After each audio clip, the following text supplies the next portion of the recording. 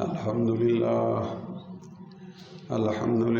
نحمده ونستعينه ونستغفره ونعوذ بالله من شرور أنفسنا ومن سيئات أعمالنا من يهده الله فلا مضل له ومن يضلله فلا هادي له وأشهد أن لا إله إلا الله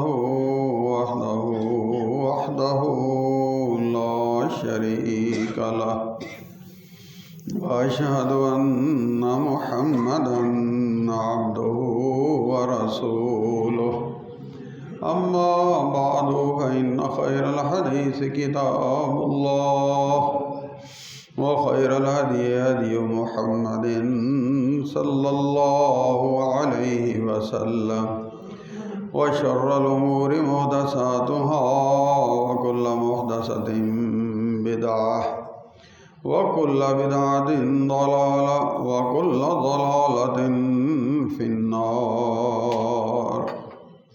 أعوذ بالله السميع العليم من الشيطان الرجيم من همزه ونفخه ونفثه.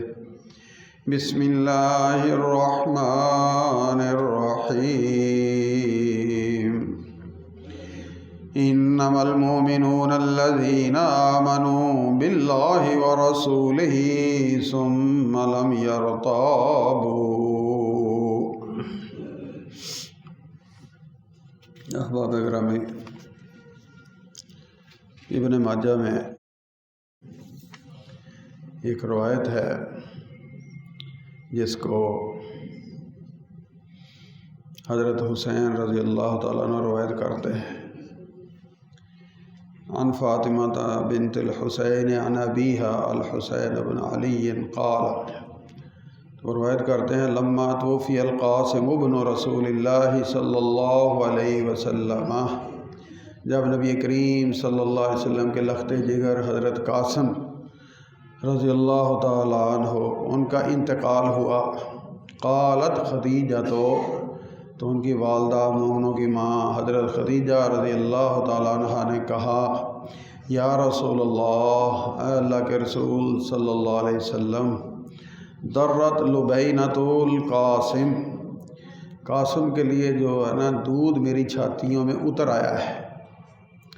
فلو کان اللہ ابقاہ حتی یستکمل رضاعہ، کاش اللہ اس کی زندگی لمبی کرتا اور وہ اپنے مقدر کا اپنے حصے کا دودھ پی لیتا ہے. یعنی ابھی اس نے دودھ پورا نہیں کیا اور پہلے ہی اللہ کو پیارا ہو گیا، اللہ نے اس کو لے لیا. فقال رسول اللہ صلی اللہ علیہ وسلم، تو رسول اللہ صلی اللہ علیہ وسلم نے فرمایا، ان اتمام رضاعہ فی الجنہ، اے خدیجہ اس کی رضاعت یعنی اس کا دودھ جو ہے نا وہ جنت میں پورا کروایا جا رہا ہے. اللہ نے ایک دائی وہاں مقرر کر دی ہے اور وہ اس کو دودھ پلا رہی ہے. اور بچہ جب ماں کا دودھ پیتا ہے نا تو اس کی ایک بنبناہٹ سی آواز آتی ہے، ہلکی ہلکی سی. فرمایا رسول اللہ صلی اللہ علیہ وسلم نے حضرت خدیجہ کے نے آگے پہلے عرض کیا، قالت لو اعلم ذلک لہون علی امرہ، کہ اگر مجھے اس کا معاملہ وہاں کا پتہ چل جائے نا کہ اس کا وہاں کیا حال ہے، کیا معاملہ ہے، تو میرے لیے ذرا جو دکھ ہے وہ ہلکا ہو جائے گا تھوڑا سا. ماں ہی جانتی ہے بچے کی جدائی کے دکھ کو. اللہ ہر ایک کی گود کو ہری کرے. بچہ اس کی تکلیف جو ہے وہ ماں باپ اس سے زیادہ محسوس کر رہے ہوتے ہیں، اور اللہ ہر ایک کو اس نعمت سے نوازے. جو جن کو اللہ نے یہ نعمتیں دے رکھی ہیں ان کو پتہ ہے کہ یہ اولاد کی نعمت جو ہے اس کا کیا تعلق ہوتا ہے اور کتنے معاملات جو ہیں یہ اولاد والے نازک ہیں. اولاد کی تو سر درد، پیٹ درد، یہ تکلیف برداشت نہیں ہوتی، یہ جائے کہ اللہ اس اولاد کو واپس ہی اٹھا لے. اب اس ماں پہ کیا بیتی ہوگی یہ ماں باپ ہی جانتے ہیں جن کو اللہ نے اس نعمت سے نوازا ہے. بہرحال جو کہنے لگی کہ اگر مجھے یہ پتہ چل جائے نا کہ اس کا وہاں کا معاملہ کیا ہے، حال کیا ہے، تو میرے لیے تھوڑا سا میرا غم ہلکا ہو جائے، معاملہ تھوڑا سا آسان ہو جائے. فقال رسول اللہ صلی اللہ علیہ وسلم، تو رسول اللہ صلی اللہ علیہ وسلم نے فرمایا، ان شئت، اے خدیجہ اگر تو چاہتی ہے، دعوت اللہ تعالی، میں اللہ سے دعا کرتا ہوں فَأَسْمَعَكَ صَوْتَهُ، اللہ پھر تجھے اس کی آواز سنا دے گا۔ جو وہ دودھ پی رہا ہے وہاں جنت میں، اللہ اس کا دودھ پورا کروا رہا ہے، تجھے اس کی آواز سن جائے گی اگر تو چاہتی ہے۔ قالت، تو عرض کرنے لگی، یا رسول اللہ، اللہ کے رسول صلی اللہ علیہ وسلم، بل اصدق اللہ ورسولہ، میں اللہ اور اللہ کے رسول کی تصدیق کرتی ہوں، اس کو سچا جانتی ہوں، مجھے یہ نہیں چاہیے کہ میں اس کی آواز سنوں، مجھے آپ کی بات پر ہی اعتبار ہے۔ یہ ہے رسول اللہ صلی اللہ علیہ وسلم پر ایمان، کہ نبی علیہ الصلوۃ والسلام کی زبان مبارک سے جو نکلا وہ میری عقل میں آیا کہ نہیں آیا، میری سمجھ میں آیا کہ نہیں آیا، میرے علم میرے تجربے کے مطابق وہ ممکن ہے یا ناممکن ہے۔ بظاہر یہ بات ناممکن ہے، بچہ یہاں مرا ہے اور جنت میں اس کو دودھ پلایا جا رہا ہے، عقل میں آتی ہے یہ بات؟ نہیں آتی، ہمارے تجربے میں بھی نہیں ہے، لیکن سب کچھ نہ ہونے کے باوجود بات نکلی ہے رسول اللہ صلی اللہ علیہ وسلم کی زبان مبارک سے، لہذا برحق ہے۔ بس عقل مانے نہ مانے، دماغ میں آئے نہ آئے، علم میں آئے نہ آئے، تجربے میں ہو نہ ہو، رسول اللہ صلی اللہ علیہ وسلم نے جب کہہ دیا بس، اور کوئی چیز مانے یا نہ مانے میرا ایمان مانتا ہے۔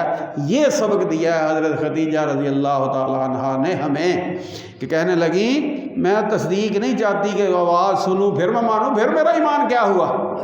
ایمان تو بالغیب اسی کا نام ہے کہ آپ نے کہہ دیا۔ بالغیب کا تقاضا بھی یہ ہے اور آپ پر ایمان کا تقاضا بھی یہ ہے، بل اصدق اللہ ورسولہ، میں اللہ کی بھی تصدیق کرتی ہوں کیونکہ آپ اللہ کی وحی کے بغیر نہیں بولتے، ورسولہ، اور آپ اس کے سچے رسول ہیں، ما یخرج منہ الا الحق، آپ کے منہ مبارک سے حق کے سوا کچھ نہیں نکلتا، اور میں اس پر ایمان لاتی ہوں، آپ کے کہنے پر ہی مجھے ایمان ہے، یقین ہے۔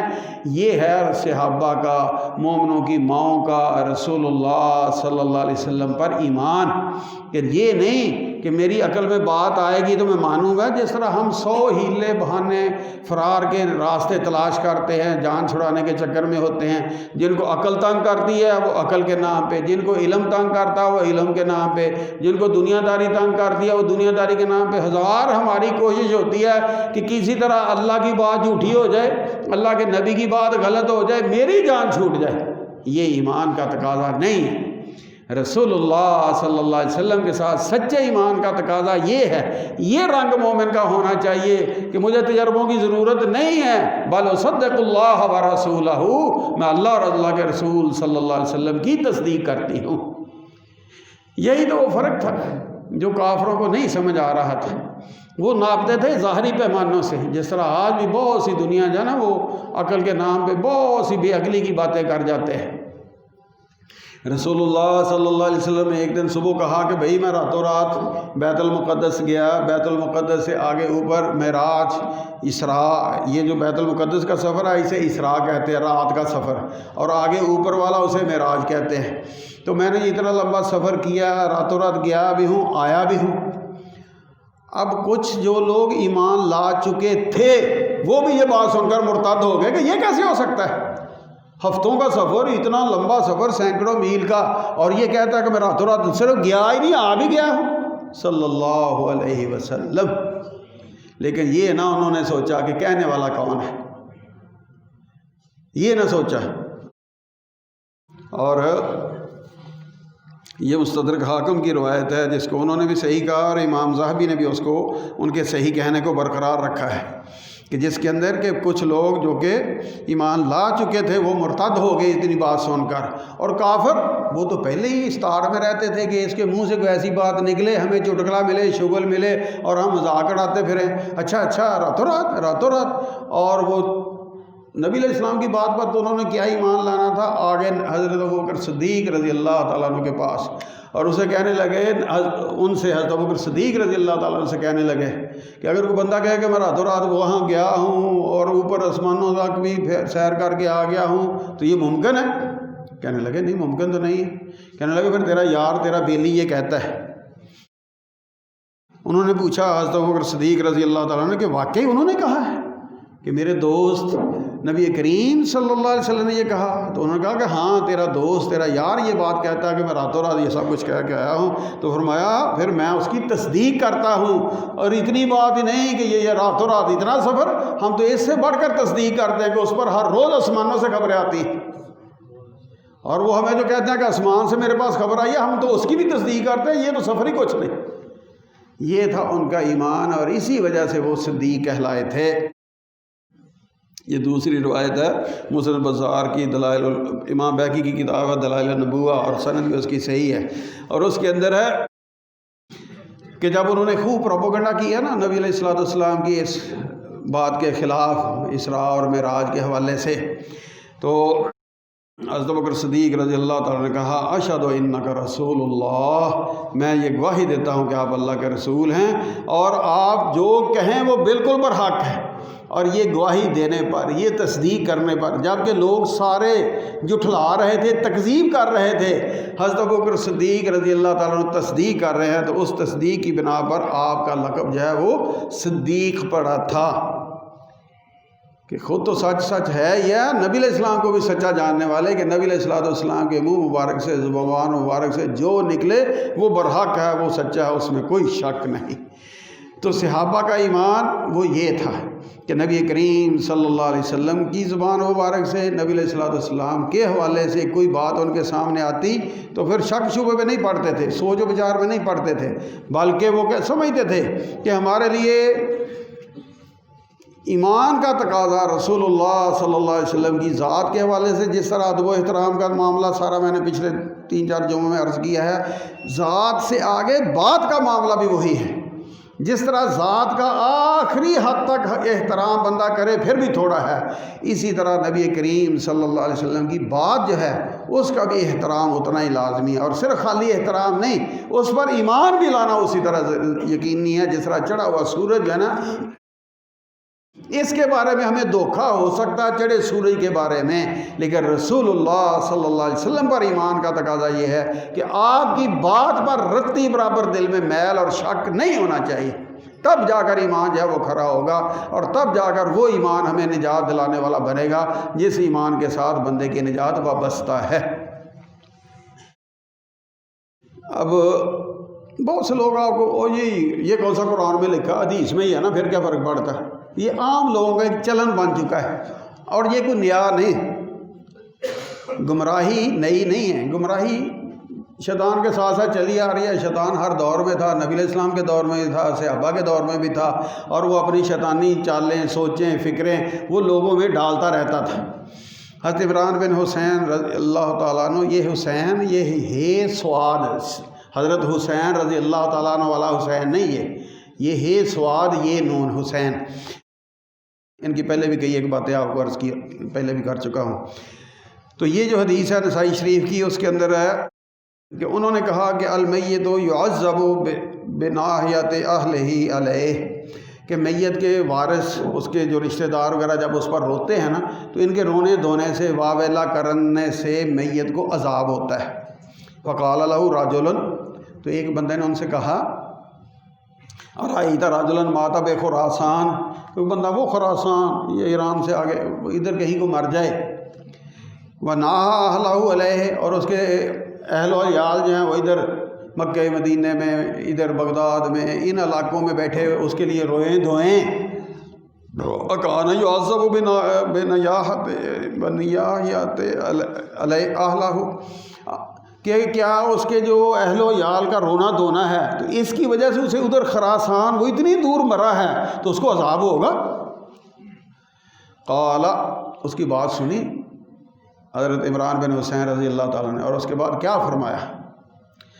صدق رسول اللہ صلی اللہ علیہ وسلم، جو کچھ نبی علیہ السلام نے کہا وہ برحق ہے، وَكَذَبْتَ أَنْتَ، اور تو جھوٹا ہے، تو جھوٹا جو اس قسم کے فلسفے گاڑ رہا ہے کہ بندہ یہاں مرا، رونے والے کہیں بیٹھے ہیں، اب ان کا رونا دھونا جائے، اس کو کیسے عذاب ہوگا، یہ ہے وہ ہے، تو یہاں جو روتے ہیں اس کی قبر کے اوپر چڑھ کر، وہ بھی کون سے اس کے ساتھ اندر ہوتے ہیں، وہ دنیا ہی الگ ہے، لیکن اندر جو کچھ کہہ دیا نبی علیہ السلام نے ہمارا اس پر بھی ایمان ہے، دور ہے نزدیک ہے یہ تو معاملہ ہی نہیں، معاملہ کیا ہے کہ بات کس کے منہ سے نکلی ہے، ایمان کس پر لانا ہے، بات کس کی تصدیق کرنی ہے ہم نے۔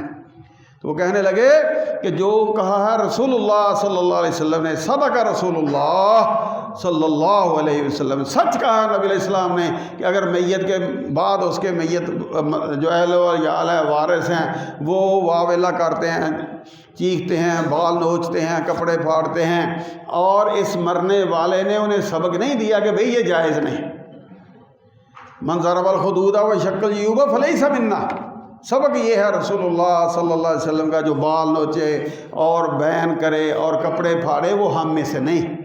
موت ایک اٹل حقیقت ہے، اگر موت کے نام سے ہی ہمیں موت پڑنی شروع ہو جاتی ہے، ایسی بات نہیں ہے، بلکہ اپنے آپ کو بھی، اپنے اہل و عیال کو بھی یہ باتیں کرتے رہنا چاہیے۔ بھائی پتہ نہیں کس وقت کس کا وقت آ جائے، اگر وقت آ جائے تو میرے ساتھ کوئی غیر شرعی معاملہ نہیں کرنا۔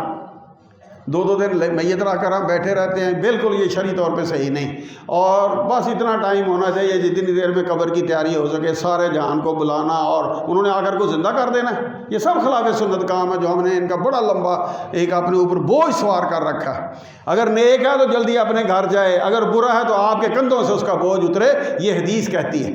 اس لیے جو حدیث میں ہمیں سبق ہے اس کو دہراتے رہنا چاہیے اور تاکید کرنی چاہیے کہ میری میت پر کوئی غلط کام نہیں ہونا چاہیے۔ اور انہی میں سے ایک یہ بھی غلط کام ہے، ایک ہے قدرتی آنسو، رونا دھونا، یہ تبھی ہے۔ حضرت ابراہیم نبی علیہ السلام کے لگتے جگر، ان کی میت آپ کے ہاتھ میں ہے، آپ کی آنکھوں سے آنسو جاری ہیں۔ اگر باپ بیٹے کا تعلق تھا، کون سا باپ ہے جو اپنے بیٹے کی میت ہاتھ میں اور پھر اس کی آنکھوں سے آنسو جاری نہ ہو؟ لیکن نبی علیہ السلام نے رونے دھونے سے منع کیا ہوا تھا۔ صحابہ نے کہا جی یہ آپ؟ تو فرمایا ان العین تدمع ولا قلب یحزن ولا نقول الا ما یرضی ربنا، آنکھوں سے آنسو جاری ہیں، دل دکھی ہے، بیٹے کی جدائی ہے، کون برداشت کر سکتا ہے؟ لیکن ہماری زبان سے کوئی ایسا کلمہ نہیں نکلے گا جس سے رب ناراض ہو۔ ہائے ہائے تو کیوں مر گیا، میں مر جاندی، یہ بے وقت کی موت ہے، یہ سب غلط جملے ہیں۔ بالکل اس قسم کا کوئی جملہ نہیں ہونا چاہیے۔ موت ہی تو ایک ایسی اٹل حقیقت ہے، لا یستاخرون ساعۃ ولا یستقدمون، ایک لمحہ بھی آگے پیچھے نہیں ہوتی۔ اس لیے کبھی اس قسم کی باتیں نہیں کرنی چاہیے۔ بس ٹھیک ہے، جتنی اس کی زندگی تھی وہ اپنا وقت گزار گیا، وہ ایک سانس اس نے لینا تھا، ایک صدی گزارنی تھی، یہ اللہ کے علم میں جتنا اس کا وقت تھا وہ اپنا ہر ایک وقت پورا کر کے جاتا ہے۔ لہٰذا ان ساری باتوں کی اپنی اہل و عیال کے اندر ذکر کرتے رہنا چاہیے اور ان کی ذہنی طور پہ تیاری کرتے رہنا چاہیے کہ یہ بین وغیرہ جو ہیں ان سے میت کو عذاب ہوتا ہے۔ اگر وہ خوش ہوتا ہے، اس کو پرواہ ہی نہیں، وہ روکتا ہی نہیں، سمجھاتا ہی نہیں۔ تو حضرت عمران بن حسین رضی اللہ تعالیٰ نے کہا کہ جو نبی علیہ السلام نے کہا وہ بالکل برحق ہے کہ میت اس قسم کی جس نے یہ سارا کچھ دیکھا تھا اور سمجھایا نہیں تھا تو یقیناً اس کے ساتھ بھی یہ معاملہ ہو رہا ہوگا۔ وَكَذَبْتَ أَنْتَ، تو جھوٹا ہے، رسول اللہ صلی اللہ علیہ وسلم کی بات غلط نہیں ہے۔ یہ ہے نبی کریم صلی اللہ علیہ وسلم کی شان کہ جو کہہ دیں ہماری عقل میں نہیں آ رہا کہ بندہ کہاں مرا ہے، کہاں ان کے ساتھ کیا ہو رہا ہے، ہمیں کیا پتہ، لیکن وہ وحی والی زبان تھی، آسمان سے وحی آتی تھی، اللہ بتاتے تھے کہ اس کے ساتھ یہ ہو رہا ہے، یہ ہو رہا ہے، اور نبی کریم صلی اللہ علیہ وسلم اس بات کو آگے بیان فرماتے تھے۔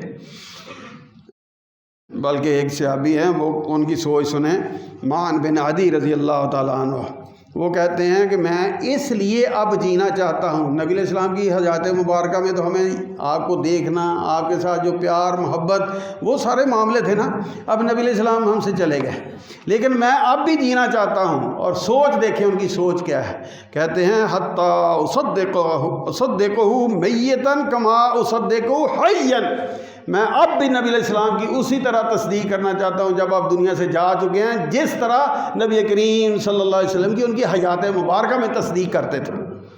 حیات مبارکہ میں ان کی ذات کی، ان کے منہ مبارک سے نکلی ہوئی باتوں کی سامنے سن کر تصدیق کرتے تھے۔ اب وہ چلے گئے، جو باتیں ہم نے سن رکھی ہیں ان باتوں کو اسی طرح جہان کے سامنے ہم بیان کرنا چاہتے ہیں، اس لیے کہ یہ نبی کریم صلی اللہ علیہ وسلم کی زبان مبارک سے نکلی ہوئی باتیں اور برحق ہیں، برحق ہیں یہ باتیں۔ ان باتوں پر آپ کو سمجھ آئے نہ آئے، عقل میں آئے نہ آئے، تجربے میں آئے نہ آئے، لیکن یہ باتیں برحق ہیں، میں اس لیے جینا چاہتا ہوں، لوگوں کو بتانا چاہتا ہوں۔ اور جو لوگ نبی کریم صلی اللہ علیہ وسلم کی باتوں کو چھوڑ کر اس قسم کی فکر پر چل پڑتے ہیں کہ چھوڑو جی حدیث ہے کیا فرق پڑتا ہے، حدیث ہے کیا فرق پڑتا ہے، ہمارے لیے قرآن ہی کافی ہے، یہ سوچ اس زمانے میں بھی تھی اور آج بھی ہے۔ یہ کتاب ہے کتاب الکفایہ فی علم الروایہ، امام خطیب بغدادی ہیں، حدیث کے اتنے بڑے عالم ہیں کہ کہتے ہیں ان کے بعد جو بھی حدیث کے علم پہ کچھ لکھتا ہے نا وہ ان کی کتابوں سے نقل کرتا ہے۔ یہ اتنا زیادہ لکھ کر گئے ہیں، اتنا زیادہ لکھ کر گئے ہیں۔ ان کی یہ کتاب ہے، اس کے اندر انہوں نے انہی عمران بن حسین کے بارے میں ہی نقل کیا ہے کہ ایک آدمی جو ہے نا وہ آیا ان کے پاس اور کہنے لگا کہ بھی قرآن کے علاوہ میرے ساتھ اور کوئی بات نہ کرنا، بس جو بات کرنا قرآن سے بیان کرنا۔ ایک روایت کے یہ لفظ ہے اور دوسری روایت میں کہ یہ تم نے کیا تماشا بنا لا، قرآن کو چھوڑ کر حدیثیں بیان کرتے رہتے ہو، میرے ساتھ صرف قرآن سے بات کرنا۔ تو کہنے لگے اچھا ذرا ادھر آنا میرے پاس آ، اور کہنے لگے اکونتا تاجد فیہ صلاۃ الظہر اربعا و صلاۃ العصر اربعا والمغرب ثلاثا، کیا تو قرآن میں زور کی 4 رکعتیں پاتا ہے؟ قرآن کی کسی آیت میں، کسی صورت میں، کسی بارے میں لکھا ہے کہ زور کی 4 رکعتیں ہیں؟ ساری کی ساری امت سارے اختلافات کے باوجود جتنے مرضی فرقے ہیں، مشرق مغرب صدیاں بیت گئیں، لیکن سارے اس بات کے قائل ہیں کہ زور کی 4 رکعتیں ہیں۔ اس پہ تو اختلاف نہیں ہے نا۔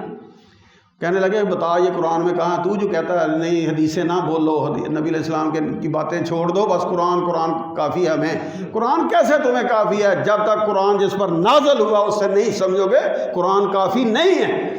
قرآن نے کہا نماز پڑھو، کون سی نماز پڑھنی ہے، کب پڑھنی ہے، کتنی رکعتیں پڑھنی ہے، منہ کدھر کرنا ہے، رکوع کتنے، سجدے کتنے، یہ کہاں لکھا ہے؟ یہ سب کچھ جس پر قرآن نازل ہوا اس نے بتایا ہے صلی اللہ علیہ وسلم۔ تو فرمانے لگے بتا ذرا کہ زور کی 4 رکعتیں قرآن میں تجھے ملتی ہیں کہیں؟ وصلاۃ العصر اربعا، اور اسی طرح عصر کی 4 رکعتیں ہیں، جا کر دکھا مجھے قرآن میں کہاں ہے لکھا کہ 4 رکعتیں۔ مغرب کی 3 ہیں، بتا کہاں ہیں؟ پھر اسے کہنے لگے بات سن، اگر یہ تجھے قرآن کے سپرد کر دیں تو ذرا قرآن سے مجھے بتا کہاں کہ حج میں جو طواف کے 7 چکر لگائے جاتے ہیں یہ قرآن میں کہاں لکھا ہے؟ صفا مروہ کے درمیان جو 7 چکر لگائے جاتے ہیں یہ قرآن میں کہاں لکھا ہے؟ قرآن نے کہا ہے السارق والسارقۃ فاقطعوا ایدیہما جزاء بما کسبا، یہ چوری کرنے والا مرد ہے یا عورت ان کا ہاتھ کاٹو۔ اب یہ مجھے بتا کہ کہاں سے کاٹنا ہے؟ یہ بھی ہاتھ ہے، یہ بھی ہاتھ ہے، اور یہ جٹ زمیندار لوگ جو ہیں وہ اتنے ہاتھ جگہ پٹھے چارہ وغیرہ ناپتے ہیں، اس کو بھی ہاتھ کہتے ہیں، اور اصل ہاتھ یہ ہوتا ہے پورا کندھے سے لے کر۔ اب وہ کہنے لگے بتا یہاں سے کاٹنا ہے، یہاں سے کاٹنا ہے، یہاں سے کاٹنا ہے، بتا مجھے قرآن کیا کہتا ہے؟ قرآن نے کہا کہ ہاتھ کاٹنا ہے، کہاں سے کاٹیں گے؟ بتائیں گے رسول اللہ صلی اللہ علیہ وسلم کہ یہاں سے کاٹنا ہے۔ اگر تو نبی علیہ السلام کو نہیں مانتا بتا کہاں سے کاٹنا ہے۔ یعنی یہ سوچ ہی غلط ہے کہ ہمیں رسول اللہ صلی اللہ علیہ وسلم کی ضرورت نہیں، ہمیں نبی علیہ السلام کی ضرورت ہے۔ ہر لمحے ہر گھڑی اس دین پر چلنے کے لیے نبی علیہ السلام کی نہ ذات کو چھوڑ کر ہم دین پر صحیح طور پر چل سکتے ہیں، نہ نبی علیہ السلام کی بات کو چھوڑ کر ہم دین پر صحیح طور پر چل سکتے ہیں۔ اللہ سے دعا کرتے رہنا چاہیے کہ اللہ ہمیں صحیح ایمان نصیب فرمائے، رسول اللہ صلی اللہ علیہ وسلم سے سچی محبت نصیب فرمائے۔ اور محبت کا ایک ہی اصول ہے دنیا میں، ان المحب لمن یحب مطیع، جس کو جس سے محبت ہوتی ہے اس کی بات ضرور مانتا ہے۔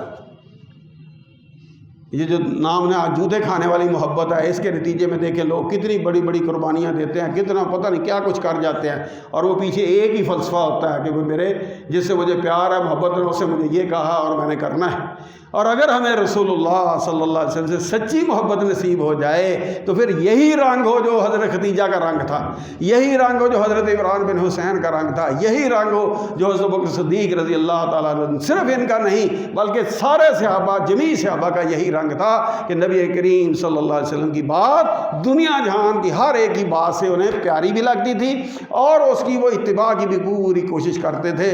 اللہ سے دعا ہے کہ اللہ تعالیٰ ہمیں بھی یہی کھرا اور خالص اور ٹھوس اور وہ ایمان جس میں محبت بھی ہو اور اتباع اور اطاعت بھی ہو وہ نصیب فرمائے، تاکہ کل ہمیں بھی رسول اللہ صلی اللہ علیہ وسلم کے ہاتھوں سے حوض کوثر سے جو ہے نا وہ کچھ نہ کچھ پینا نصیب ہو جائے۔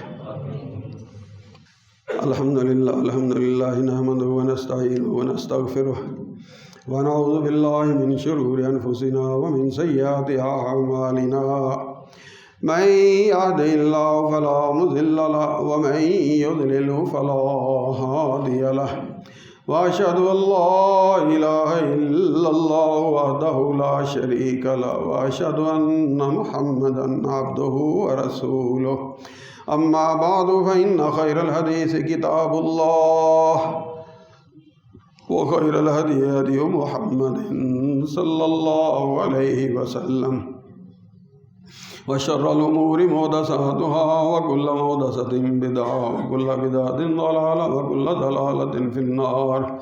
أعوذ بالله السميع العليم من الشيطان الرجيم. ومن يعظم شعائر الله فإنها من تقوى القلوب. جو کو اللہ کے شعار، سمبلز، علامات، نشانیاں ان کی تعظیم کرتا ہے تو یہ اس کے تقوی کی نشانی ہے. یہ قرآن مجید ہے اور اس میں بندے کے تقوی والا ہونا، بندے کے دل کے اندر اللہ کی محبت، اللہ کا ڈر، اللہ کا خوف، اللہ کا پیار اس کا ہونا، اس کی ایک نشانی بیان کی گئی کہ جس چیز کی نسبت اللہ سے ہو گئی ہے، اب وہ اذان ہے نا، مثلا یہ اللہ کی صدا ہے، مسجد ہے نا، یہ اللہ کا گھر ہے. اللہ حاضل قیاس، قربانی کا جانور ہے نا، بے شک وہ جانور ہے، لیکن اب اس کی نسبت اللہ سے ہو گئی. اب یہ سمبل بن گیا، علامت بن گیا، پہچان بن گیا، اور ان کو شعار کہتے ہیں. شعیر ان کی جمع شعار، علامات، سمبل. اب ان کی تعظیم، اس کا معاملہ، یہ مسجد اینٹوں سے بنی ہے نا، ہمارے گھر بھی اینٹوں سے بنے ہیں، وہ گھر بھی اینٹ لگی ہے، وہ سادہ اینٹ ہے، لیکن یہاں جو اینٹ لگی ہے اب اس کا اور باقی جو اینٹیں جو مسجد سے باہر لگی ہیں، زمین آسمان کا فرق پڑ گیا. فرق اتنا بڑا کہ نبی علیہ السلام نے مسجد کی اینٹ کے ساتھ، دیوار کے ساتھ تھوک لگا ہوا دیکھا تو اپنے کپڑے سے نبی کریم صلی اللہ علیہ وسلم، جس کپڑے کا دھاگا ساری دنیا کے کپڑوں پہ قربان کر دیں پھر بھی وہ دھاگا افضل ہوگا، آپ نے اپنے کپڑے سے اس کو صاف کیا. وجہ کیا تھی کہ اب وہ اینٹ عام اینٹ نہیں تھی، وہ مسجد کی اینٹ تھی. اور مسجد شعار اللہ ہے، اللہ کا ایک سمبل ہے، علامت ہے، پہچان ہے. جس جگہ پہ مینار ہوں گے آپ دور سے پہچان لیں گے یہ مسلمانوں کی آبادی ہے، مسلمانوں کی فوج جہاد کر رہی ہوگی، آگے سے مینار دیکھیں گے رک جائیں گے. اذان شعار ہے، اس کی آواز سنیں گے رک جائیں گے کہ یہ مسلمانوں کی آبادی ہے. یہ علامات ہیں، پہچان ہے، اللہ حاضل قیاس. اب ان کی تعظیم یہ ہر مسلمان کے ایمان، تقوی کی نشانی ہے. اگر دل میں یہ ہے تو تقوی ہے، اگر دل میں عزت نہیں، احترام نہیں، تو بے شک وہ جتنا مرضی صوفی بنا پھرے، لیکن بالکل اس کے دل کے اندر قرآن کی روح سے تقوی نہیں ہے. قرآن نے کہا ہے تقوی والا کون ہے؟ جو ان کی تعظیم کرتا ہے. اب یہ بات اس لیے عرض کرنا پڑی ہے کہ ایک مولوی صاحب کی ویڈیو آپ سب نے بھی سنی ہوگی، وائرل ہوئی ہے، اور اس نے اذان سن کر بڑے بیہودہ کلمات کہے. اب یہ کلمات اذان کی توہین ہے، اذان کے اندر اللہ کا نام ہے اس کی توہین ہے، اذان کے اندر رسول اللہ صلی اللہ علیہ وسلم کا اسم گرامی ہے ان کی توہین ہے، شعائر اللہ کی توہین ہے، اسلام کی توہین ہے. یہ ساری توہین کا وہ مرتکب ہوا ہے. مولوی بڑا پھنے کھاں پاٹے کھاں ہے، لیکن اس نے کام بالکل بیہودہ کیا، جہل والا کیا ہے، غلط کیا ہے. وہ معاملہ اس کا ایک بحیثیت پاکستان کے شہری ہونے کے ناطے ہم میں سے ہر ایک کو حق حاصل ہے کہ اپنا احتجاج گورنمنٹ کو ریکارڈ کروائیں کہ یہ ایک آئین کی، دین کی خلاف ورزی ہو رہی ہے، اس کے خلاف حکومت ایکشن لے. جو ایکشن لینے والے آپ کے قومی ایکشن پلان والے ہیں، ہر بات پہ ایکشن لیتے ہیں، یہاں بھی لیں اور اس کو بتائیں کہ یہ تو توہین کا مرتکب ہو رہا ہے، اور اس کے ساتھ ساتھ تو مذہبی منافرت پھیلا رہا ہے کہ ایک فرقے کے لوگوں کو تو نے بدترین جانور سے آگے جا وہ کہا ہے، تو یہ تو تیرے کئی جرم تیرے اوپر عائد ہو رہے ہیں. وہ گورنمنٹ کو ہم استدعا کر سکتے ہیں، ریکویسٹ کر سکتے ہیں، بار بار اپیل کر سکتے ہیں، یہ ہمارا حق ہے، ہر بندہ کر سکتا ہے. ضرور کرے تاکہ اس کو سبق آئے، کوئی ان لوگوں کو بے لگاموں کو کوئی لگام دے تاکہ وہ ان کی زبانیں جائیں وہ رکیں. لیکن اس کے ساتھ ساتھ بڑے ہی ادب و احترام سے یہ بھی عرض کروں گا کہ بحیثیت مسلمان ہمارا ایک اللہ نے وقار رکھا ہے، ایک مقام مرتبہ رکھا ہے، ایک ہمیں تعلیمات سے نوازا ہے. اور وہ تعلیمات کیا ہیں کہ اگر کوئی جاہل جہالت کرتا ہے تو آپ بھی اسی درجے پر اتر آئیں، تو پھر آپ میں اور اس میں فرق کیا رہ گیا؟ اس لیے مسلمان خوشی میں ہو، غمی میں ہو، غصے میں ہو، راضی ہو، ناراض ہو، لیکن رہتا دین کے دائرے میں. اب وہ مولوی صاحب معذور ہیں، وہ اللہ کی طرف سے معاملہ ہے. اب کسی کو یہ تانے دینا کہ تو فلاں ہے، یہ جائز نہیں، یہ جائز نہیں. اپنا مقام مرتبہ نہ گوائیں. آپ احتجاج کریں، آپ کا حق ہے، لیکن متانت، سنجیدگی، ادب، احترام جو دین نے ہمارے اوپر لازم ٹھہرایا اس کو اپنا دامن نہ چھوڑیں اور اس کے دائرے میں رہ کر اسے بتائیں کہ تو بھی غلط کر رہا ہے، گورنمنٹ کو بھی کہیں کہ آپ بھی یہ ایکشن لیں، کارروائی کریں، جو بھی کریں، لیکن جو مقام مرتبہ ہے اس سے ہمیں نیچے نہیں آنا چاہیے۔ بحیثیت مسلمان اللہ نے ہمیں یہ سبق دیا ہے۔ ویسے بھی ویل لکل ہمزۃ لمزہ، یہ اس قسم کے تان تشنی والے جو القابات ہیں ان کو برا بھی گردانا گیا ہے، جہنم کی وعید بھی سنائی گئی ہے۔ اس لیے ان چیزوں کا بحیثیت مسلمان ہمیں بھی اپنی جگہ پہ احترام کرنا ہے، لحاظ رکھنا ہے، اور جس نے غلط زبان کھولی ہے اس کے لیے بھی احتجاج کرنا اپنی جگہ پر ضروری ہے۔ اور اس کے ساتھ ساتھ جو اس نے بیوقوفی کی ہے اس کے نتیجے میں اس نے ملک میں فرقہ وارانہ جو نفرت ہے اس کو بڑھانے کی کوشش کی ہے۔ اب یہ ملک بیچارہ ہمارا جو ہے نا وہ تو پہلے ہی مسائل میں گرا ہوا ہے۔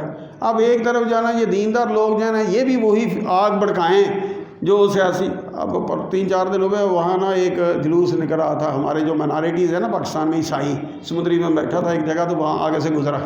اب وہ کوئی سندھ کی بچی ہے، ہندوؤں کی بچی ہے، اور جلوس یہ سمندری والے نکال رہے تھے، عیسائی۔ پیسہ چلتا ہے نا، مفادات، اور اس کے نتیجے میں اب یہ جلسے جلوس یہ کیا ہے؟ بگاڑ ہی ہوتا ہے، کوئی اس میں سے کوئی فائدہ تو نہیں ہوتا۔ اب یہ جو ایجنڈے ہوتے ہیں نا مختلف، لوگ ان کے اوپر کام کرتے ہیں، تو اس لیے کسی کے اعلیٰ کار نہیں بننا، اپنے ایمان پہ کھڑے رہنا ہے، کھڑے بھی رہنا ہے، کھڑے بھی رہنا ہے، اور اس کے مطابق جو ہمیں سبق دیا گیا، جو ہمیں تعلیمات دی گئی ہیں اس کے حوالے سے جو جائز ہے وہ ضرور کرنا ہے، لیکن یہ نہیں ہونا چاہیے کہ بندہ جو ہے نا وہ اپنے درجے سے نیچے گر جائے۔ جس چیز پر شعار اللہ، اللہ کی علامت، اللہ کی سمبل، اللہ کی نسبت ہو جائے، اب اس کا سٹیٹس، درجہ بدل جاتا ہے، اور اس کے لیے ہر مسلمان پر احترام لازم ہو جاتا ہے۔ آپ کسی جگہ بیٹھے ہیں، آپ کے پڑوس میں کسی مسجد کی اذان آ رہی ہے، اب آپ پر اس اذان کا احترام لازم ہے۔ یہ نہیں کہ یہ فلاں فرقہ ہے، فلاں مولوی ہے، فلاں فرقہ ہے، فلاں مولوی ہے، نہیں۔ آپ نے نہیں دیکھا اذان دینے والا کون ہے، آپ نے اذان کے کلمات سنے ہیں، کلمات کا احترام ہے، بندے کا نہیں احترام۔ بندہ پتہ نہیں کون ہے، کون یہ اذان دینے والا، ہمیں کیا، لیکن جو وہ کہہ رہا ہے اللہ اکبر کہہ رہا ہے تو اللہ کی بڑائی ہے، اشہد اللہ الہ الا اللہ کہہ رہا تو اللہ کی بڑائی ہے، اشہد ان محمد الرسول اللہ کہہ رہا تو رسول اللہ صلی اللہ علیہ وسلم کی عظمت ہے، بڑائی ہے، اس کا احترام ہے۔ تو یہ ہمارے فرقے کی نہیں، ٹھیک ہے مسئلے کی حد تک جس اذان پر آپ نے جا کر نماز پڑھنی ہے اس اذان کا جواب دینا آپ کے ذمے ہے، بس۔ باقی جو ہے جو اذان نے ان کا ادب احترام سے سنیں، جہاں نبی علیہ الصلوۃ والسلام اس میں گرامی آئے وہاں صلی اللہ علیہ وسلم کیا دے کافی ہے۔ ہر اذان کا جواب آدھا گھنٹہ پونا گھنٹہ تو شہر میں اذانیں ہوتی رہتی، کتنے کا آپ جواب دیں گے؟ آپ اسی کے پابند ہیں جس اذان پر جا کر آپ نے نماز پڑھنی ہے۔ باقی کی تعظیم ضروری ہے، کیوں؟ یہ شعار اللہ ہے۔ کوئی مسجد ہے وہاں آپ نے نماز پڑھنی ہے یا نہیں پڑھنی، لیکن وہ مسجد ہے اور اس کا احترام لازم ہے، بس یہ مسئلہ ہے، یہ سمجھنے کی ضرورت ہے۔ اللہ ہمیں بھی سمجھائے، اور یہ جو بڑے بڑے علامے بنے پھرتے ہیں اللہ ان کو بھی سمجھنے نصیب فرمائے۔ وآخر دعوانا ان الحمدللہ رب العالمین، سبحان ربک رب العزۃ عما یصفون، وسلام علی المرسلین، والحمدللہ رب العالمین۔